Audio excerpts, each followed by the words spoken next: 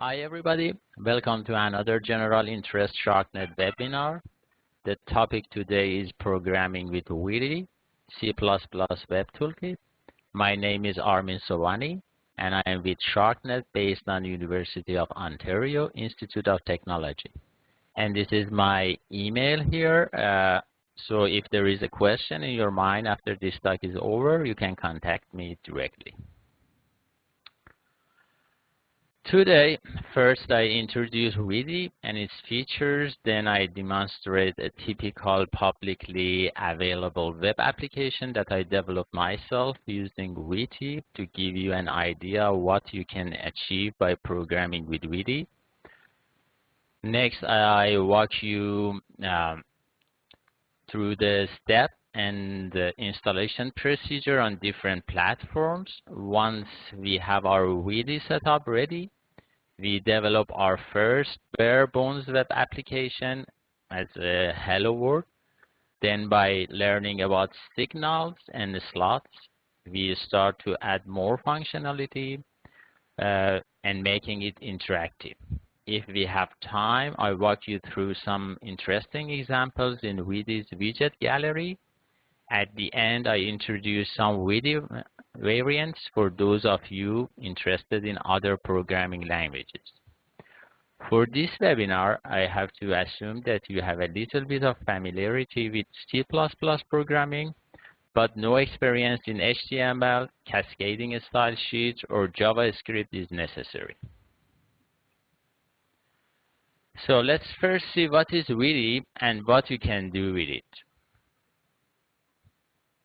Witty is a free and open source widget-centric C++ library and application server for developing web applications. It brings the desktop programming model to web application development, and for a programmer, the Witty API is similar to libraries such as Qt, which is written as Qt but usually pronounced as Qt, GTK, WX Windows, and Microsoft MFC. However, instead of rendering widgets to Windows or X11 Windows, Witty renders the widgets in web browsers. As a programmer, you develop your web application using Witty in C++, from which the library generates the necessary HTML or XHTML, JavaScript, CGI, or AJAX code. And if available, Witty will use JavaScript and AJAX, but it supports fallback mechanism for maximum browser compatibility. Browser side events such as button clicks, mouse movements, and drag and drop events are transparently converted into server-side events using signal slot mechanism. Witty is a mature, robust, and feature-rich, well-documented, and well-supported library and has a very supportive community. So in case of problems, you can use the Witty website. And the support system is using the Redmine project management software. Okay, let's start with some checking the features that you can find in the Witty library. First, let's start with core library. The core library supports major browsers like Firefox, Internet Explorer, or Chrome, and etc., but also plain HTML browsers and web crawlers like Google search engine are also supported. You can develop and deploy on Unix, Linux, Mac, or Microsoft Windows environments. And by using graceful degradation or progressive enhancement, the behavior is equal no matter support for JavaScript or AJAX exists or not. It's really efficient in rendering the website, and it supports Unicode and localization. It also supports browser history navigation like back and forward buttons and bookmarks, and also clean URLs, which is really good for search engines like Google are also supported. And the next thing is event handling. The WITI supports type-safe signal slide API for responding to events. It's like the Qt library, if someone has some experience with that already. The signal slot is exactly similar to Qt in the WITI. It listens for keyboard, mouse, focus, scroll, or drag and drop events and get event details. It also automatically synchronizes from field data from browser to server and tracks server-side changes to be rendered in browser. In case that HTML CGI, because it's a progressive thing, if AJAX is available and JavaScript, it uses that, but plain HTML, CGI, and also WebSockets are also available.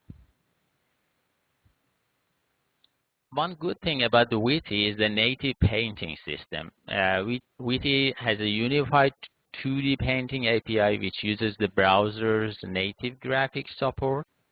It also has unified GL-based 3D painting API which uses WebGL in the browser or server-side OpenGL. When a browser does not support WebGL, like Internet Explorer 10, WITI provides a server-side fallback. The image will then be rendered in the server and sent to the browser as a ping image. Interaction is still possible, but the performance will be determined by the network latency. You should also note that for practical scenarios, this requires a server with hardware 3D acceleration. There is also a rich set of 2D and 3D widgets also available that now I'm try to demonstrate some of those 3D charts for you, if I can. Okay, this is a typical example of a graphics and charts and paintbrush. This is a sample WITI program. Here you can use your mouse to draw different things here, and you can see here the complete C++ code that generated this web application here. Also, you can see these 2D charts here, as you can see, and the code that generated that. These are fully interactive charts. For example, here in pie chart, as you can see, as soon as I change one of the values like this to something else and entering it, it redraws the whole thing, and as you can see, it's really efficient and quick. And the whole source code that generated this is here. It is 3D paintings is also available. So to show an example, here I show you this 3D fully interactive chart, and this is the source code, complete source code that generated this chart.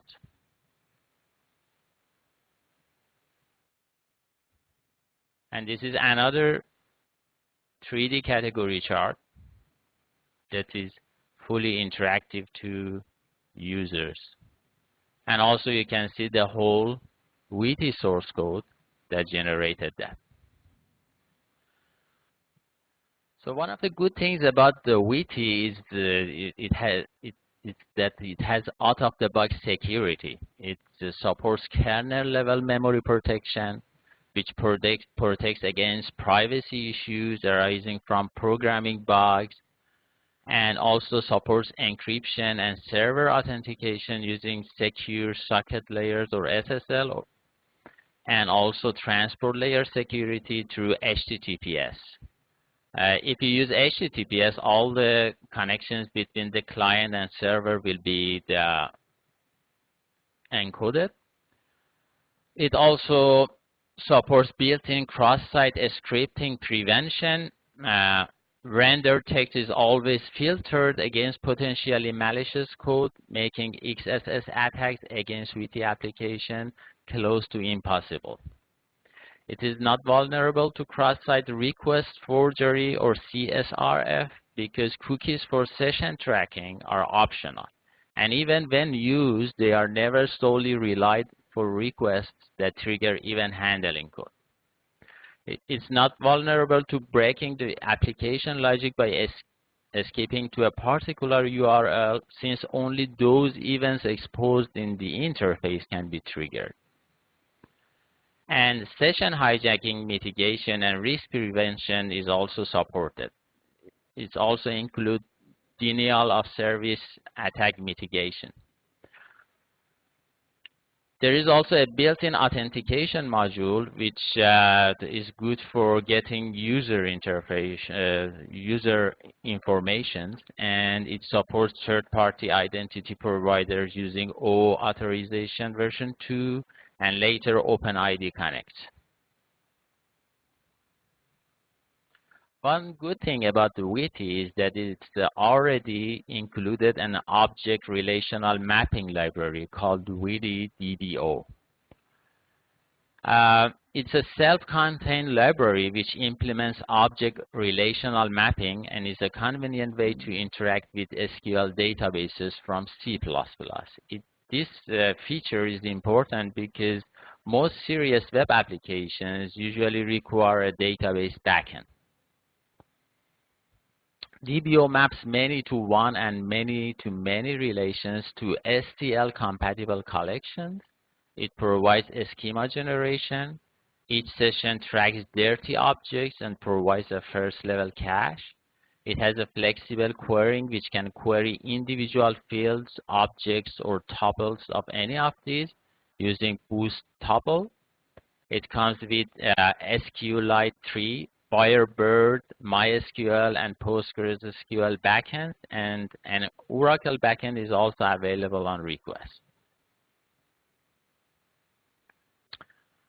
One feature that is really good during development of software using Witty is that the unit testing is really feasible.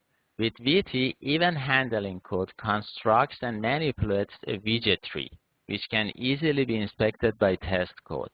Therefore, a WTest environment, which is an optional class in Witty library, allows your application to be instantiated and events to be simulated in absence of a browser, which is good for unit testing. One important concept in deployment of Witty is the connectors. The library provides two ways of developing applications, either using the fast CGI protocol in combination with a web server that supports fast CGI protocol like Apache, or using a built-in web server, which is called Witty HTTP daemon. Each of these two choices correspond to a library that is called connector. So in Witty library, there are pre-included connectors. One is built-in HTTP daemon, the other one is fast CGI, and the last one is IS API that is integrated with Microsoft Information Server. The built-in web server is more convenient during development and debugging because it's easier to set up. But the fast CGI-based solution provides more flexibility for deployment of the application. The built-in web server runs all sessions in a single process, while the fast CGI-based solution allows different deployment schemes, including dedicated processes per session. Thus, to build the Witty library with built-in web server, you need to link against libwt and uh, FCGI that I'm going to cover later when I'm developing our Hello World application. Uh, on that example, we usually use the built-in one, which is more convenient. As I told you, there's also an IS API connector available for Microsoft Internet Information Server, but it is only available for Windows platform. About the licensing, WITI may be used using either an open source or commercial license. If you wish to use the library using the new general public license, you may build a web application with WITI and deploy it.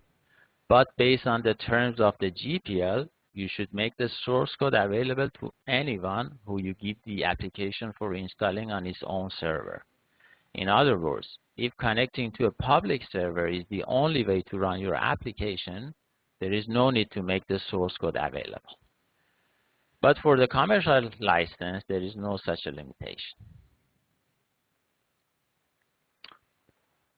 Now I'm going to demonstrate a typical publicly available web application that I developed myself using VT. You can access it using the following URL here, pelebsc.es. This is a complete web application that I developed myself for Barcelona Supercomputing Center using VT. As you can see, it's a fully interactive website that is completely written in VT. The good thing about it is that the whole functionality of the website is like ordinary web server, but it's not a page-centric one. The whole thing is one executive application that runs, and as soon as you click on each of these sections, the web page generated on the fly by the program. So if I go to About, the program generates this page on the fly, but the good thing is that it also tracks the back and forward buttons. So here, as you can see, it uses the clean URL for the help, and as soon as I click on back, I can see also About. But it's the program that generates these pages. And it's a fully functional web that allows users to register and log in using these dialogues. So I'm going to log in.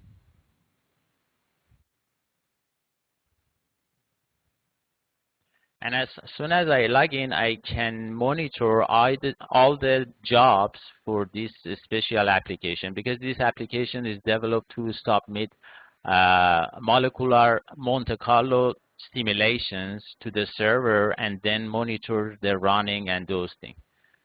This is a job that I previously submitted to the server, and as soon as I click on that, I can see their chart that shows the simulation, and it also generates these charts in real time while the jobs is running.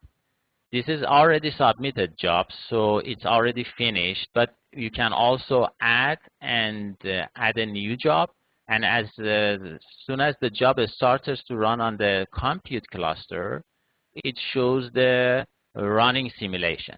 But the good thing is that these charts are interactive to user. So you can, if you, for example, want to plot the column 1 versus column 5 here, the only thing that you should do is to change here to column 5. So as you can see, as soon as I change it to column 5, the chart changes. And you can also enable or disable each of these charts.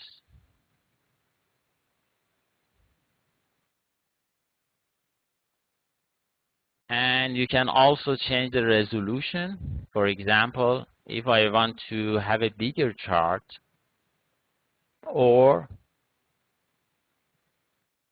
focus on different area in the chart, for example, to pick this plot between the 200 and 300, I can change this and say, okay, between 200 and 300. And as soon as I do that, it refreshes the chart, and you can now you can have an idea when we say interactive web pages or applications is like this. Okay, now I exit. And also in the examples, one good thing again is that if you want to include some videos, the good thing is that no matter which video format supported by the web browser, it's the VT tries to have the best one. If the Flash supported, it's gives that. So by putting your videos like this there, no matter which kind of videos is supported by the web browser, there is a high chance that it's working. Let's start with the installation process. For building and installing the latest version of Widi, you need at least CMake utility version 2.6 or higher, and also Boost C++ library version 1.41 or later. Older Boost versions may also be used, but some functionality will be missing. For example, JSON parsing and something like those. These Boost libraries mentioned here are not headers only and are needed to be linked depending on the usage. So depending on whether you use some of the features in VT, during the link phase, maybe the program, maybe it's necessary to link or add these libraries for the linking phase. There are also some optional packages that, if they are available, additional features will be enabled in VT. For example, if OpenSSL available, then the HTTPS protocol will be supported by the web client and web server. But it's only necessary when you use the VT HTTP connector, because for the fast CGI connector, the SSL protocol must be supported by the Apache. And also libharu, which is rendering support for PDF. If it is available, there is a PDF image paint device that is included, and you can render directly to PDF documents. And also Graphics Magic, if it's available, you can have a paint device that which outputs directly to raster images like PNG or GIF. Pango is for text rendering of true type fonts. So if you want to have a better support for true type fonts, especially in your PDF documents, you can add this library too. And depending on which kind of database backend you want to use, you can also you should have the PostgreSQL or MySQL or Firebird in your setup. But the last requirement is depends on the connector that you want to use. If you want to use fast CGI, which is also only available on Unix platforms, you should have the Apache 1 or 2, and also MOD fast CGI module in Apache must be already functional and there. For built-in HTTP daemon, with HTTPD, you may need also libc for compression over HTTP, and also OpenSSL for HTTPS support. And you should also have SAPI if you want to compile the Windows version. So for Unix platforms, if you are on Ubuntu, recent version of VT is in the official packages. So using the apt-get, you can, this command, you can get it. But for other distributions and also Mac OS, the best way is using the repository in Git and using this sequence of commands that I'm going to demonstrate now. The most important step in building the library using CMake is the CMake manual configuration. I mean this step using CCMake, which I try now to demonstrate it. Okay, the first step for building the VT library is to get the latest source code from the Git repository.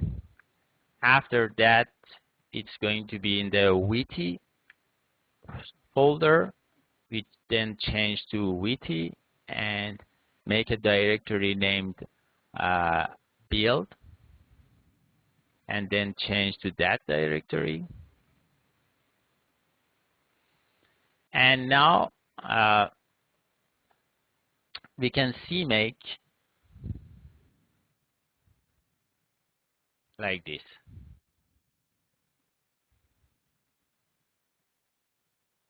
But the most important step is the next step, because if you start to make with the default options, it's not going to make. So we configure CMake using ccmake dot, and now we can change the parameters that we want. One of the things that I usually recommend is that if you have the super user access to the system, it's really good to change the install prefix to USR just /USR.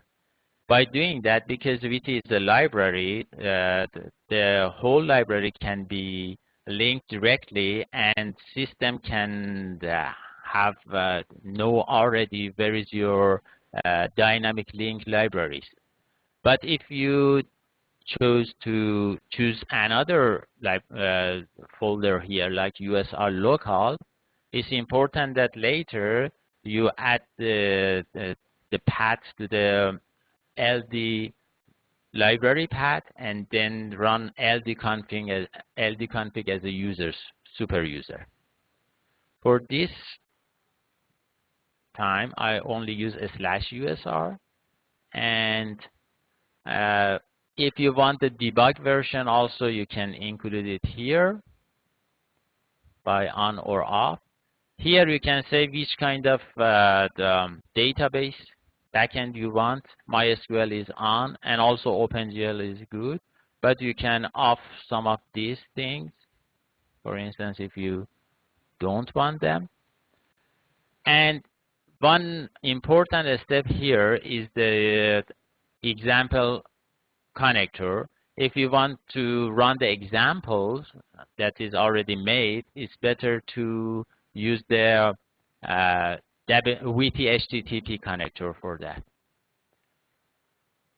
And these are other things that you can change, but the most important one was the path of the library and also the connector.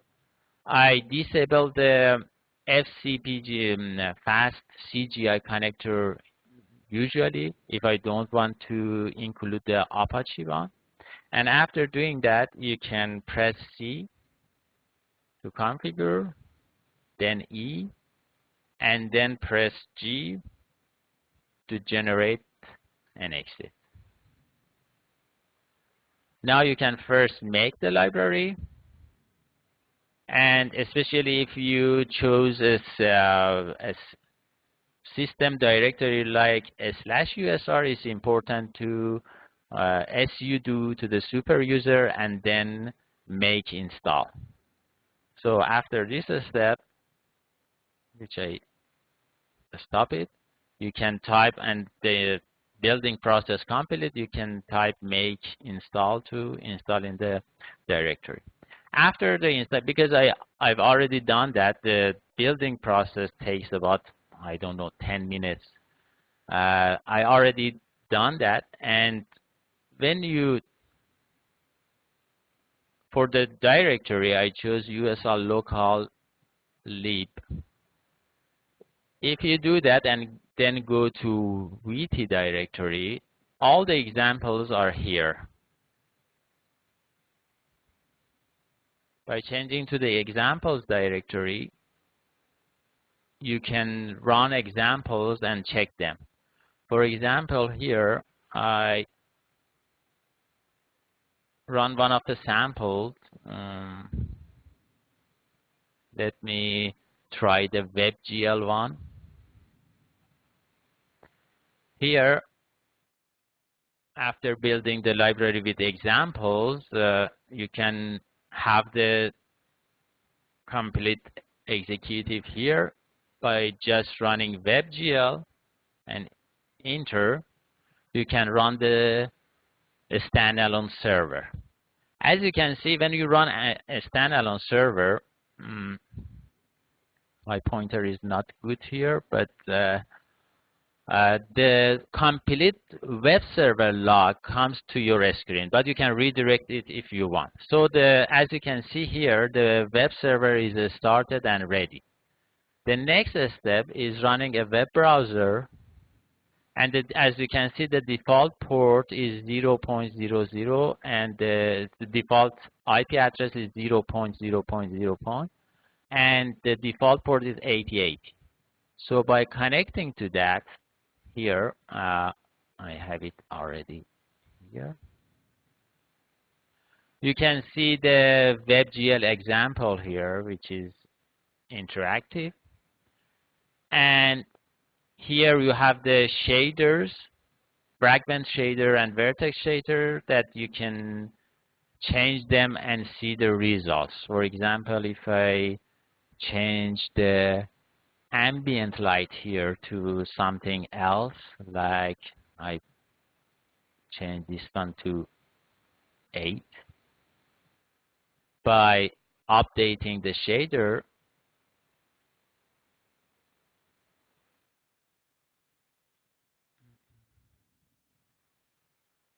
you can see the results. Okay, as you can see, the color changes. Okay, if you want to build the Witty for the Windows, I recommend to use one of the binary packages which are available both in zip format and also executive format from here, this side, and install it as it is, because it gives you a head start using that. Now we started the Hello World application, but for that, because there is a really big similarity between the concept of witty and cute. First, let's see a typical Hello World example in cute word. This is the minimal code to generate a Hello World application in Qt. As you can see in the main, there is a class Q application, and you define a Q push button with the text Hello World, and then say that the button must be showed, and then you run the application. This is the final result of that. But in Witty world, as you can see, a typical Witty application requires more boilerplate code to get started than Qt. All headers are in Witty folder, as you can see. So like Boost library, you should include WT before each header, and there is no extension for header files like STL. So if you want to use the push button, you only use the W push button as a header. Unlike Qt or Qt, the whole VT library defined in VT namespace. So you should use using namespace here. And also you may note that all the classes in VT start with W, like the Qt that starts with Q. In the main, we have a wrun. That wrun is a utility function that by passing a factory functor here, which is here is create application, runs the main VT application and enters the main loop of VT. And this is the definition of our application class, hello application, which is derived from W application. As you can see, it only has a constructor here. And the only thing that we should do in our constructor is to add the widget, which is W push button hello world, to the widget tree. The function root, which is a member function of W application, returns the widget tree of the whole application. So by having the root, you can build the hierarchy of all the widgets that are included in your application. And then later, you can access them or process them. So after having this in a file like hello.cpp, the command that we should run to compile is g++ hello.cpp-hello. But we should link with two libraries. One is the main VT library, which is here. And because for this example, we are using the standalone web connector, we use the VT HTTP library. Next thing, after the compilation is done, for running the application, we just do it like this, but because we use the standalone server, there are some parameters that we should specify.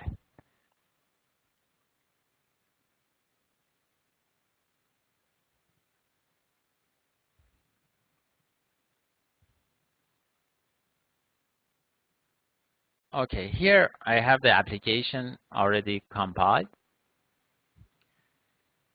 If I use the switch help, it shows all the parameters that is available, and as you can see, you should specify the document root, which must be the same directory as dot, and also at least you should specify the web server IP address and also port number. So for running that, I should use doc root and then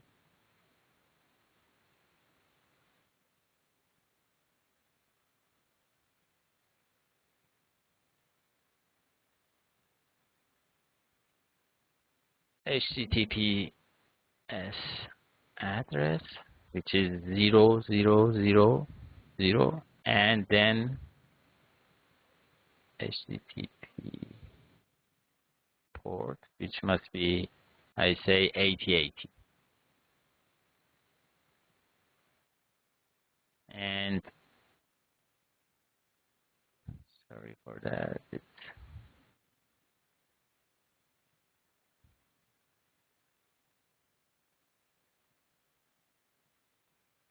Okay, I have a mistake here. By doing that, the server is running, and here, if I refresh the website, we have the result, which is really simple.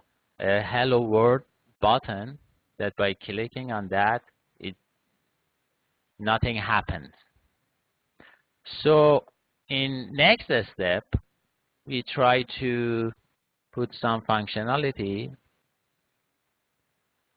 by having signals and slots.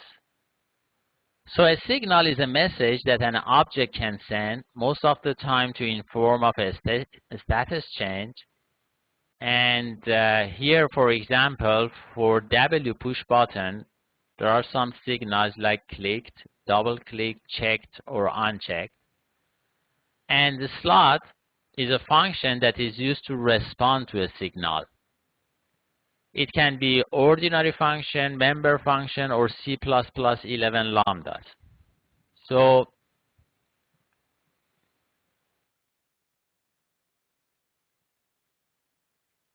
in order to respond to a signal, a slot must be connected to a signal. And in VT, we use a member function called connect to connect a signal, which is here clicked, to a slot. So as you can see, there are three ways for doing that in VT. One is simple VT way, which you connect the clicked signal of the button to function that handles it like this. Another way is using the boost bind, which is practically the same, but you should use the boost here. And there is another option for those that interested in lambdas in C++11 that you can use it directly like this, but rather than boost bind, you should use bind, which is included already in the standard C++ library. And this is the lambda version of that. So here, the things that we are changing in our basic Hello World application is adding 3 more widgets.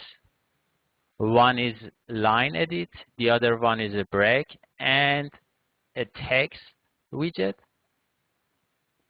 And here we have 3 lines for the version that we are using the VT or boost method. The rest of the things are the same, but in this slide, these are the additions that we have. Now in the constructor, we have more code here, and also we have another member function which is greet.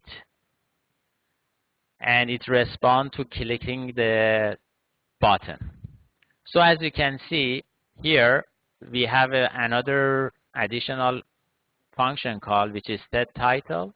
We title we change the title of the website to Hello World also, and we add a text first that requests the user for name, and then we have a line edit to enter the name, and we give it a focus, and then we put a button here which says greet me, and this greet me, by clicking on that, is going to show the text that we want.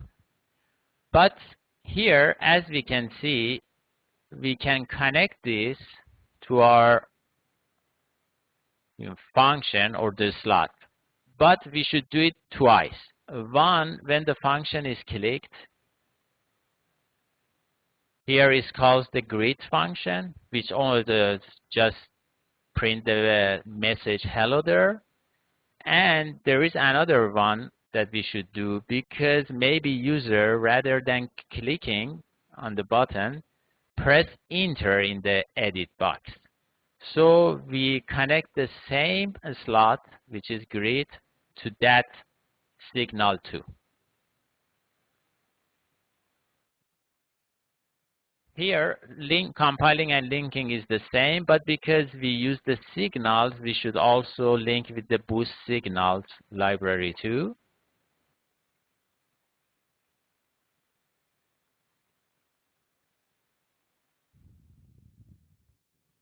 Here I have the application already compiled.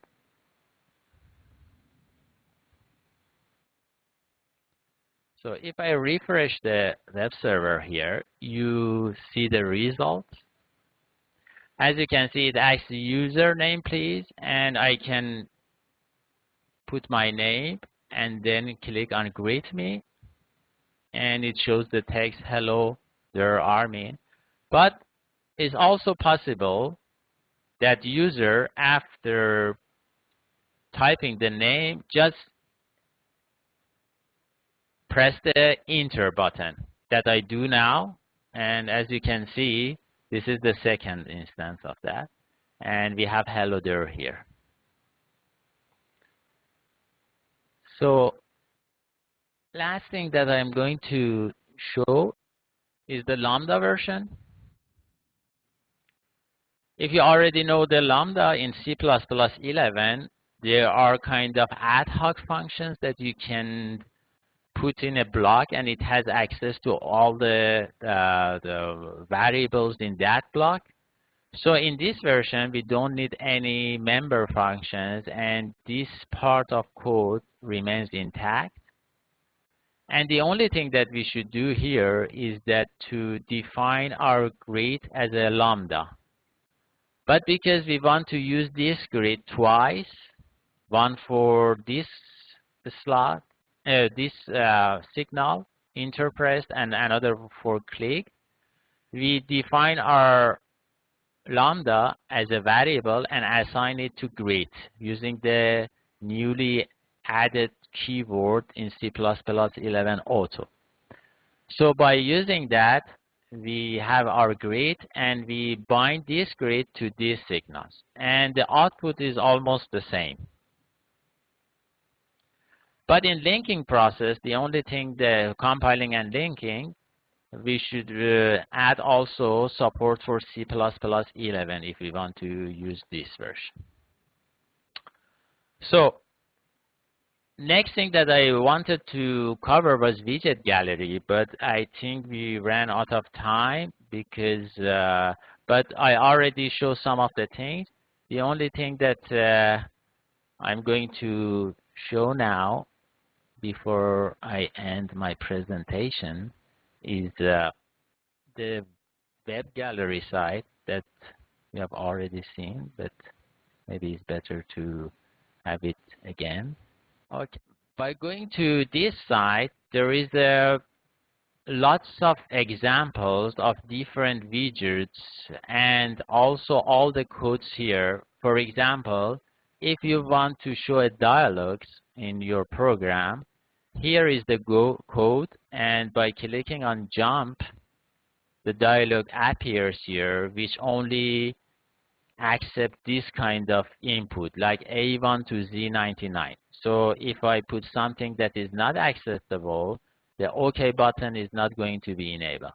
But as soon as I put A1, for example, which is acceptable, OK is enabled. And you can see the whole sample here. For all these samples, you can replace or copy and paste this part into our boilerplate code that I show you in the whole hello world example, and then you can have your application running. As you can see here in this sample, but maybe it's not really, the quality is not good, it also used the Lambda version to do that. There are lots of samples for different widgets supported by Witty. For example, sliders, progress bars, and with all the codes already included, that gives you a really head start working with Witty. Last thing that I'm going to say is that if you like the library functionality, but C++ is not your choice, there are some Witty variants. Java programmers can use JWT, a native Java version of Witty, developed and maintained together with the C++ version. It has the same features as Witty, but runs natively in Java Virtual Machine. and can be deployed into any servlet container. And the other one is the Witty Ruby, which is a Ruby bindings to Witty, using the same framework used for generating Ruby bindings to Qt or Qt and Kadi. That brings us to the end of this webinar. I should mention that Witty is a really huge library. 1 hour is not enough to do this topic justice, and I had time to just scratch the surface. Thank you for your time. I'm ready for any questions, comments, or thoughts.